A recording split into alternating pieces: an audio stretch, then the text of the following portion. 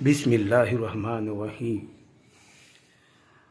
आज हम अपने मुल्क के तमाम परेशान गरीब उनकी बात कर रहा हूँ। करना भी चाहिए। जब आप नहीं करोगे तो कोई तो करेगा। आज हमारे मुल्क की यह हालत यह है कि हम ज़कात पर मेरी बात होनी है। शायद कुछ लोगों को बुरा लगे और कुछ को तकलीफ़ भी हो। आज की वीडियो से तकलीफ़ होगी और होनी भी चाहिए। अगर तकलीफ़ होती है तो अच्छी बात है, और अगर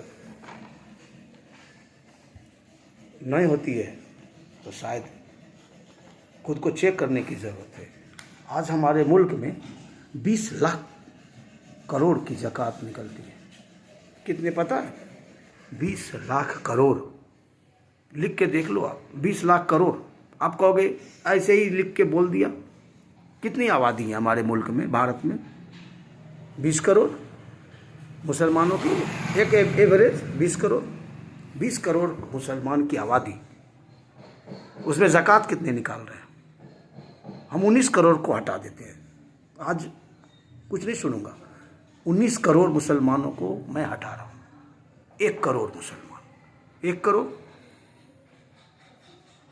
अब 1 करोड़ मुसलमान पर ज़कात वाजिब कितनी होगी? कम से कम 1 लाख ही मान ले, मिनिमम 1 लाख। क्योंकि हमने 19 करोड़ को अभी पीछे कर दिया, 1 करोड़ को आगे रखा। तो 1 करोड़ मुसलमान पर 1 लाख ज़कात। अब 1 लाख ज़कात ही तो निकलेगी ना, मिनिमम। अब इंटू कर लो, गुना कर लो कि 1 करोड़ गुना 1 लाख। मेरे भाई, कैलकुलेटर हो सके तो शायद फेल हो गई होगी। 20 लाख करोड़। जिस मुल्क में 20 लाख करोड़ की ज़कात निकलती हो साल में, उस मुल्क में गरीब रहेगा, चाहे वो किसी भी मजहब का हो। हिंदू हो, मुस्लिम हो, सिख हो, ईसाई हो, जो हो, जिस मजहब के हो।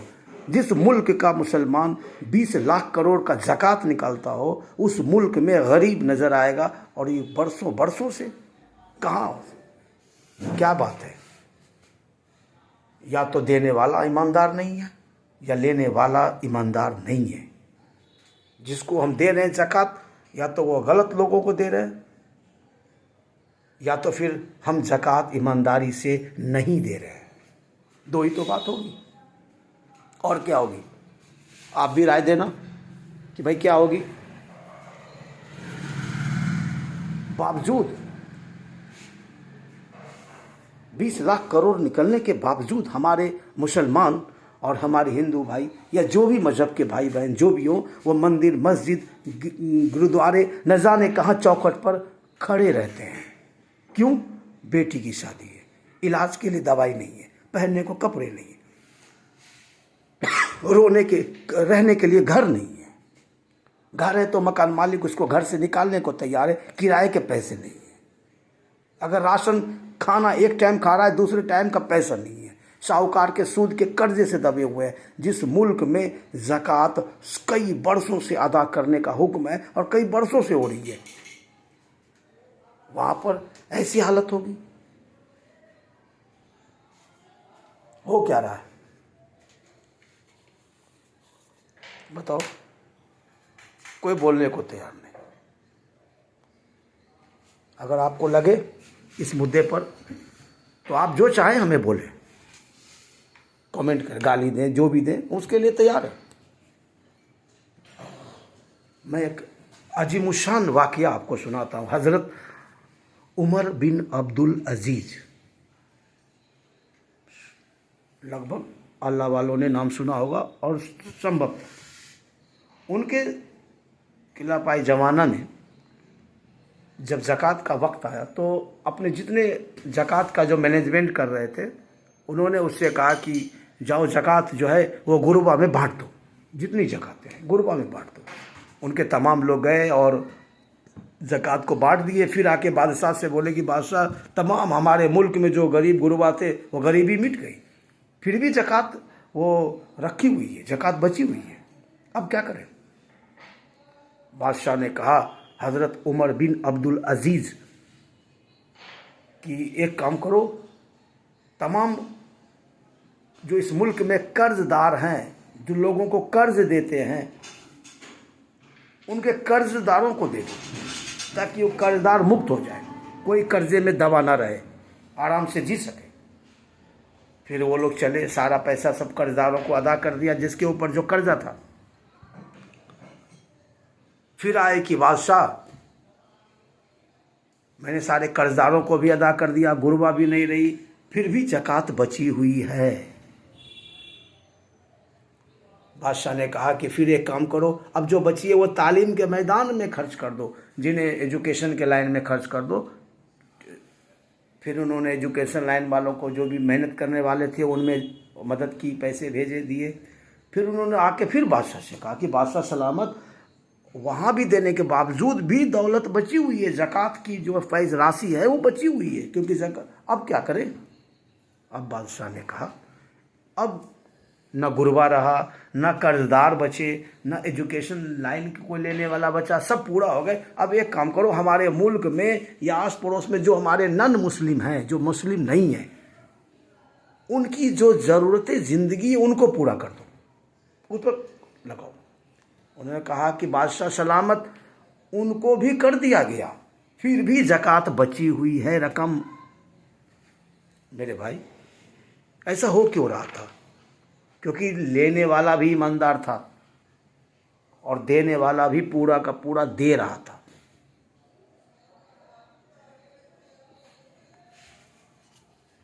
इससे एक बात आगे भी बढ़ के बताऊं कि फिर बादशाह के पास जो वो लोग आए कि सारे ख़त्म हो गई, फिर ज़कात अब भी बची हुई है, नॉन मुस्लिम की ज़रूरत को पूरा करने के बाद भी बची हुई है, जो अल्लाह को नहीं मानते हैं, उनकी ज़रूरतें ज़िंदगी पर खर्च कर दी गई, पैसे दे दी गई उनको कि जो ज़रूरत है उनको दे दी गई, फिर भी ज़कात बची है। फिर कोई किताब में साबित कोई सी बात मजबूत नहीं है, लेकिन फिर भी जो हम किताबी चीज़ है, अल्लाह वाले ने बताई है ये चीज़ कि उन्होंने यही कहा होगा कि जो दौलत और ज़कात की बची है उनसे कोई अनाज वगैरह ख़रीद लो, गल्ला, गेहूँ, चावल जो भी, और पहाड़ों पर बिछा दो, पहाड़ों पर दाना फैला दो, ताकि हमारे मुल्क में परिंदे, कौवे, चील, जितने भी परिंदे जानवर है सब उसको खाएं, हमारे मुल्क में कोई भूखा ना रहे। ये थी सोच एक मुसलमान की, एक ईमान वाले की, एक अल्लाह वाले की, और ज़कात देने वालों की भी और लेने वालों की भी ये सोच थी कि हमने ले लिया, अब दूसरे की बारी है। जिस मुल्क में ज़कात 20 लाख करोड़ हर साल निकाला जाता है, वहाँ गरीबी रहेगी, भुखमरी रहेगी, कोई बीमारी से मरेगा। ईमानदारी की कमी है, ईमानदारी की कमी है और कुछ नहीं। और हमारे, थोड़ा सा एक वीडियो को मैं लंबा करना चाहूँ, हमारे मस्जिद में जितने ज़िम्मेवार हैं, चाहे जो भी हो, इससे मैं किसी आलिम दीन को भी नहीं पीछे कर रहा हूँ, आप भी जिम्मेवार हो कि आप अपने मोहल्ले में निकल कर क्यों नहीं ढूंढ रहे हो हमारे मोहल्ले में जो है कौन गरीब है, कौन यतीम है, कौन मिस्कीन है, कौन बेवा है, कौन ज़रूरतमंद है, कौन बीमार है, किसके पास रूम रेंट के किराए के पैसे नहीं है। एक लिस्ट बनाते हैं और ज़कात एक जगह आती, और जिनकी आमदनी कम है, जिनके रेंट नहीं पड़े हैं रूम के, या जिनके राशन में दिक्कतें आ रही, जिनके इलाज में दिक्कतें आ रही हैं, दवाइयों की दिक्कतें आ रही है, शर्म से आपके पास नहीं जा रहा है, जिनके शादी का उम्र हो गया है, वो अच्छे रिश्ते नहीं हो पा रहे हैं किसी कारण से, आप उनके लिस्ट बनाते, आप उनसे मिलते घर घर जा कर के, चाहे वो आलिम हो, चाहे वो मस्जिद के जिम्मेदार हो। खाली आप अपने मुँह से ऊँचा करके और मस्जिद में वो साबुन और सरफ रख दिया, ये भी अच्छी बात है, साबुन सरफ रखो, डिटॉल रखो, अच्छे वॉशरूम बनाओ, ये भाई बहुत काफ़ी अच्छी बात है। लेकिन सबसे पहले हमारा उम्मत अच्छा हो, मजबूत हो, गरीबी से निकले, हाथ न फैलाए, देने वाला बने। ज़कात इसीलिए तो नाजिल हुई थी, ज़कात की आयत, कि हर कमज़ोर को ऊंचा कर दो, बराबर कर दो। हम कर रहे हैं, आप कर रहे हो, हम कर रहे हैं। सोचें, वीडियो थोड़ी आपको नाराज़गी लगे तो सॉरी, और सही लगे तो प्लीज़ ज़कात देने वाले जिन पर ज़कात वाजिब है वो प्लीज़ अपने घरों से निकले और अपने आस पड़ोस की जो आपके साथ शर्म से नहीं बोल रहा है कि क्या ज़रूरत है, बहुत सारे मकान मालिक से मिले। अगर कोई किराए के घर में रहता है कि आपके इस बंदे ने किराया देने में लेट तो नहीं करता है, अगर वो कहे हाँ लेट करता है तो समझें कि ज़रूर उसकी माली हालत कमज़ोर है। उसके पैरों को देखें, उसके बच्चों को देखें, एजुकेशन को, उसके इलाज को देखें। आँख दिया है अल्लाह ने, अब परखें और जाएं, उसकी मजबूती से मदद करें ताकि अगला साल वो खुद ज़कात देने लायक बन जाए। ये नहीं कि 10 रुपये की पर्ची, 20 रुपये की पर्ची, 100 रुपये की पर्ची कटा लिया और हम शेर बन के घूम गए कि हमने ज़कात दे दिया। फेंकना नहीं है। ढेला फेंकने से आम टूटता है, कभी नहीं भी टूटता है। ज़कात इतनी अहम चीज़ जिस पर अल्लाह का काफ़ी इनाम है, ऐसे ही आप फेंकते हो।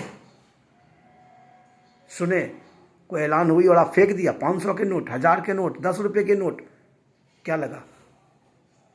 वो आए लेके चले गए, आपकी गरीबी मिट गई। अगर ऐसा करने से कामयाबी होती तो आज सैकड़ों साल हो गए ज़कात आयत नाजिल हुए, आपके भारत में गरीबी क्यों नहीं हटी? आप कमज़ोर हो। 20 लाख करोड़ ज़कात, 20 करोड़ मुसलमान ज़कात निकालते हैं हर साल। मैंने 1 करोड़ ही मुसलमान रखा है कि ज़कात निकालने वाले हैं। अब 1 करोड़ 1 लाख ही तो निकालेगा कम से कम। अब जोड़ो 1 करोड़ इंटू 1 लाख, कितने रुपए हुए कैलकुलेटर में जोड़ो। और ये रुपया कहाँ जा रहा है? अगर सही से ज़कात निकले, सही जगह पर निकले, सही लोगों को मिले तो हर आदमी 2 से 3 साल में ज़कात देने लायक बन जाएगा। हर एक बच्चा जो एजुकेशन के चक्कर में रुका रहेगा, फीस के लिए वो पढ़ लेगा, बीमारी अच्छे से इलाज कराएगा। और कुछ चंद सालों में हम भारत सरकार और गवर्नमेंट से कहेंगे कि अपना स्कीम दो कि हम मुसलमान, हमारे अंदर कोई गरीब न रहा, कोई गुरबा न रहा, कोई कर्जदार न रहा, कोई एजुकेशन लाइन हमारी नहीं बची है। अब हम भारत सरकार से कहेंगे कि तुम हमें स्कीम लाओ, प्रोजेक्ट लाओ, हम पैसा लगाएंगे। हम मुसलमानों का पैसा, ज़कात का पैसा उस फील्ड में लगाएंगे, इंडस्ट्री खड़ा करेंगे, बड़े बड़े हॉस्पिटल बनाएंगे, कॉलेज बनाएंगे और उसमें तमाम तरह के लोग उसमें उसका फ़ायदा हासिल करेंगे। ये हम कहेंगे। हम भारत सरकार से क्यों लें? हम उसके मोहताज क्यों रहें?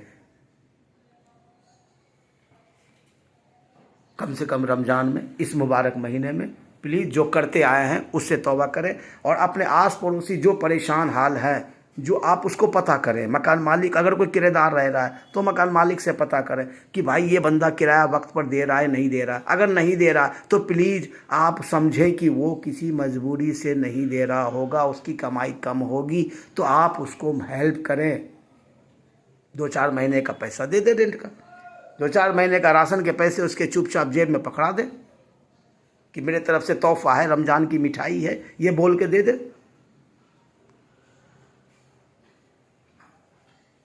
आप देखें तो, करे तो। लेकिन आप 500-500 के, 100-100 के नोट 50 जगह बांटने से गरीबी दूर नहीं होगी। ये होगा ही नहीं। आप बरसों से करते आए हैं, आप बताएं एक भी गरीब दूर हुआ हो? नहीं होगा। आपके फार्मूले से नहीं होगी।